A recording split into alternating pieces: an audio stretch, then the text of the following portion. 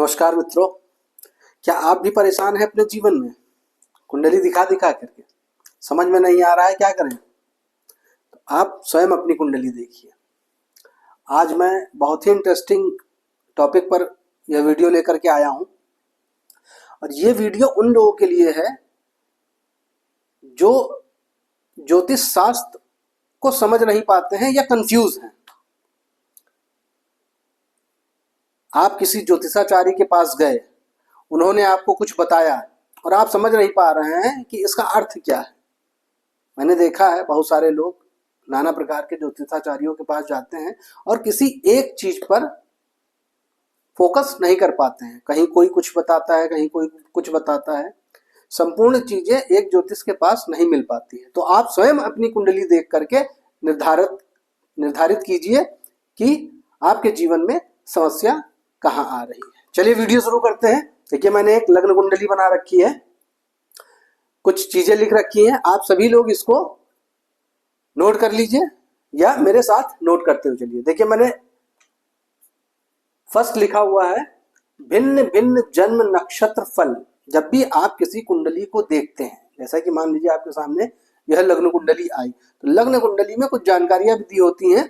तो उस जानकारी में आपको देखना है कि किस नक्षत्र में जातक का जन्म हुआ है, उस नक्षत्र का जन्म फल आपको देखना चाहिए। देखिए, यहाँ पे सेकंड दिया हुआ है जन्म लग्न फल। आप सभी लोगों को पता है कि लग्न क्या होता है।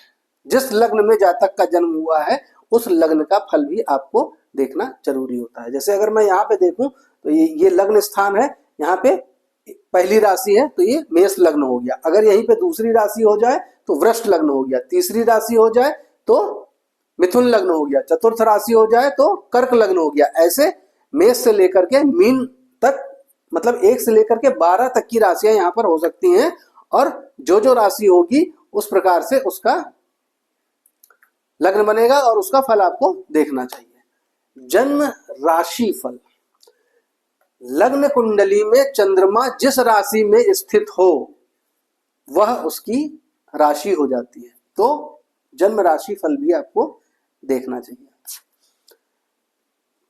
फोर्थ देखिए, यहां पे दिया हुआ है भिन्न भिन्न राशिगत ग्रहों का फल। अब अगर किसी की लग्न कुंडली है, चंद्र कुंडली है, जिसे राशि कुंडली कहते हैं, तो उसमें ग्रह भी बैठे होंगे, अलग अलग स्थानों में बैठे होंगे। तो यहां पर वही मैंने लिखा है भिन्न भिन्न राशिगत ग्रहों का फल। तो ग्रह जहां जहां बैठे हुए हैं उस राशिगत ग्रहों का क्या फल है, यह भी आपको अपनी कुंडली में देखना चाहिए, जानकारी लेनी चाहिए। तब आप सटीक आंसर दे पाएंगे। प्रत्येक भाव के स्वामी का अन्य भावगत फल। देखिए, बहुत अच्छा यहां दिया हुआ है प्रत्येक भाव के स्वामी। जैसे मान लीजिए प्रथम भाव है, द्वितीय भाव है, तृतीय भाव है, चतुर्थ भाव है, ऐसे करते करते 12 भाव है। ठीक है, हम मान लेते हैं कि चतुर्थ भाव का स्वामी जा करके अष्टम भाव में बैठा हुआ है। तो क्या दिया हुआ है, प्रत्येक भाव के स्वामी का अन्य भावगत फल। अगर चतुर्थ का स्वामी अष्टम में बैठा है तो इसका क्या फल होगा, यह भी आपको देखना चाहिए। अब यहां देखिए योग फल। जन्म कुंडली में कई प्रकार के योग बनते हैं, उसका भी फल आपको देखना चाहिए। 7th है राजयोग फल। राजयोगों की व्याख्या बहुत अच्छे से करी गई है। हमारे जो पूर्वज हैं, जो ऋषि महर्षि, ब्रह्म ऋषि, देव ऋषि जो हुए, उन्होंने बहुत अच्छे से राजयोगों के फल की व्याख्या की है। नाभस योग फल, 32 प्रकार के नाभस योग होते हैं, उनका फल भी क्यों, क्योंकि आपको अपनी कुंडली में देखना है कि कोई नाभस योग बन तो नहीं रहा है, तो उसका फल भी आपको जानना है कि इसका क्या फल होता है। 9th देखिए रोगादि योग फल। क्या आपके जीवन में कोई रोग है, क्या आपके जीवन में कोई बीमारी है, उसका भी, अगर कोई रोग का योग बन रहा है तो उसका क्या फल होगा, उससे हमें क्या कष्ट मिलेगा। अरिष्ट योग फल, जन्म कुंडली में कोई अरिष्ट योग है, अगर है तो उसका क्या फल मिलेगा, या अगर है तो उसकी शांति कैसे की जा सकती है, यह भी आपको देखना होगा। अरिष्ट भंग योग फल, कभी कभी क्या होता है कि अरिष्ट योग बना हुआ है परंतु उस अरिष्ट को भंग करने वाला भी योग बना होता है, तो वो भी आपको देखना चाहिए। अब यहां पे देखिए 14th हमने दिया हुआ है महादशा अंतरदशा फल। जीवन में अगर किसी के समय को बताना है तो हमें महादशा अंतरदशा फल पर बहुत ध्यान देना पड़ेगा। दशाएं 5 प्रकार की मानी गई हैं। महर्षि पराशर ने बृहद पराशर होरा शास्त्र में 5 प्रकार के महादशा बताए हैं। महादशा, अंतरदशा, प्रत्यंतर दशा, सूक्ष्म दशा एवं प्राण दशा, तो इनका आपको ध्यान देना चाहिए। 15th है ग्रहों की स्थिति अनुसार स्वाभाविक महादशा फल।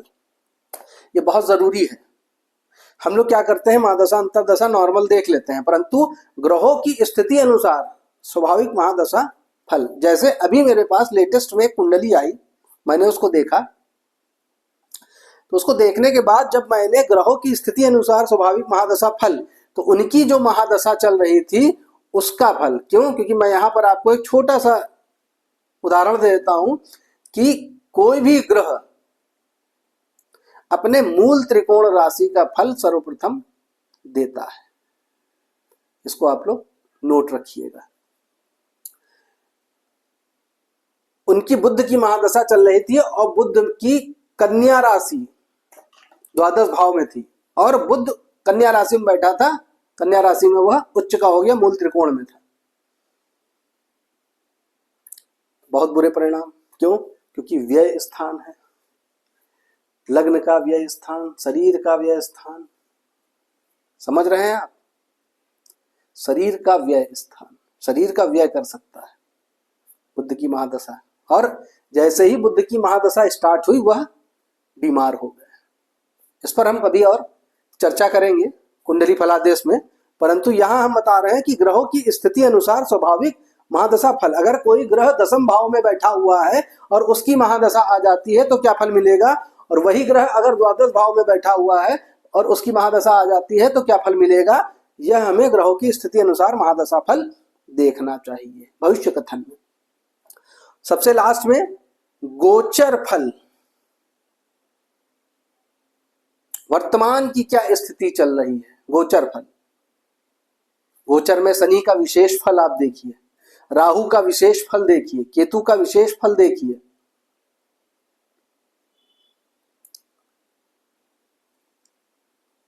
गोचर फल वर्तमान समय में ग्रह स्थिति क्या है इसका कथन करता है, तो गोचर देखना बहुत ही आवश्यक है।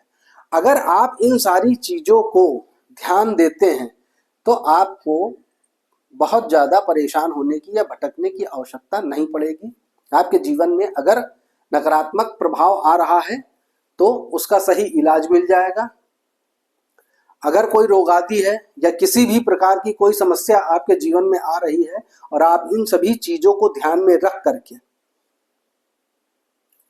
उपाय, निवारण, जब पाठ, पूजन, हवन, स्टोन आदि का या नवरत्न धारण करते हैं या यंत्र मंत्र तंत्र से उपाय करने की कोशिश करते हैं या दान जप मंत्रोच्चारण इन सब चीजों से उपाय करने की कोशिश करते हैं तो वह फलीभूत होंगे। क्यों, क्योंकि यह सारे फल देखने के बाद आप समझ जाएंगे कि आपको कहां से कष्ट है, क्यों कष्ट है, कैसा कष्ट है। यह जानकारी आप लोगों के लिए बहुत ही विशेष है, इसको आप नोट करिए और अपनी कुंडली पर एक बार देखिए। ये सारी चीजें देखने के बाद आपको स्वयं की कुंडली की स्थिति भी बहुत ज्यादा स्पष्ट हो जाएगी और मैं दावे से कह सकता हूं कि आपको आने वाला समय कैसा है यह दिखने लगेगा। लोग कहते थे कि वह त्रिकालदर्शी हैं। हमने बहुत सारे ऋषि मुनियों के बारे में सुना है कि वह त्रिकालदर्शी थे, वो तीनों कालों को देख लेते थे।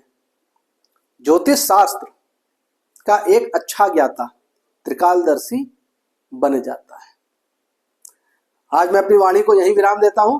नमस्कार, जय श्री राम।